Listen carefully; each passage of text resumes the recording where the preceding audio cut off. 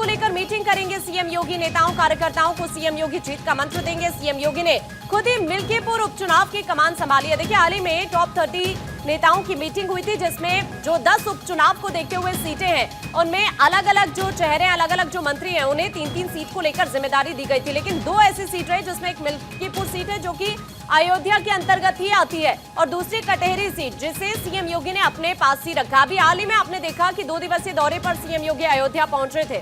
उन्होंने इसी बात का जिक्र किया था। वहां पर साधु संतों के साथ सीएम ने मीटिंग भी की थी अपने 2 दिवसीय दौरे के दौरान, और वहां से एक संदेश देने की कोशिश की थी कि भले ही आपने इस बार बीजेपी को वो प्यार नहीं दिया जो आप हमेशा से देते आए, लेकिन अयोध्या हमेशा से बीजेपी के विकास में पहली प्राथमिकता रहेगी, और इसीलिए सीएम योगी ने वहां से संदेश देने की कोशिश भी की थी। और अब आप ये समझ सकते हैं कि 1 हफ्ते के अंदर सीएम का ये दूसरा दौरा होगा। अयोध्या जाएंगे एक बार फिर से, और यहां से एक बार फिर हम कह सकते हैं कि एक बड़ा संदेश देने की कोशिश होगी। अवनीश इस वक्त हमारे सहयोगी हमारे साथ जुड़ रहे हैं।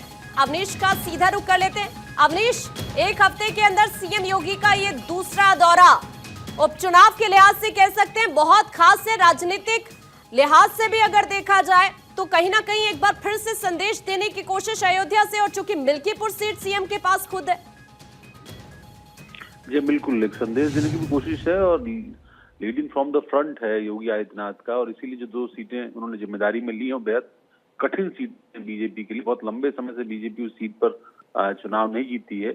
ऐसे में अयोध्या की खासतौर पर जो लोकसभा के चुनाव में हार हुई, उस हार ने कहीं ना कहीं बीजेपी को एक कहीं झटका दिया पड़ा, और शायद यही वजह है कि मुख्यमंत्री ने उसकी जिम्मेदारी अपने कंधों पर ली है, और इसीलिए मुख्यमंत्री अब सप्ताह भर में दूसरी बार जा रहे हैं। बाकायदा एक रणनीति है उनकी, वहां वो जाएंगे, राम जो दरबार है उसके अनावरण कार्यक्रम में भाग लेंगे, और उसके साथ साथ वहाँ स्थानीय लोगों से मिलेंगे, कुछ स्थानीय जनप्रतिनिधियों से भी मिलेंगे।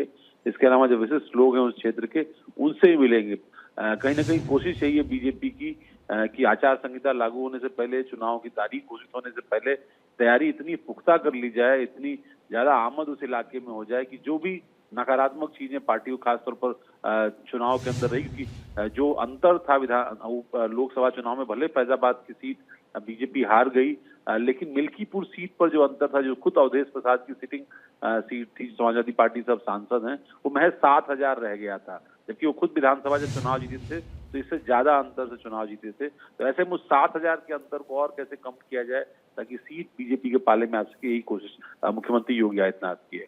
जी ठीक है, बहुत शुक्रिया आपका अवनीश, हमारे साथ जुड़ने के लिए, जानकारी साझा करने के लिए।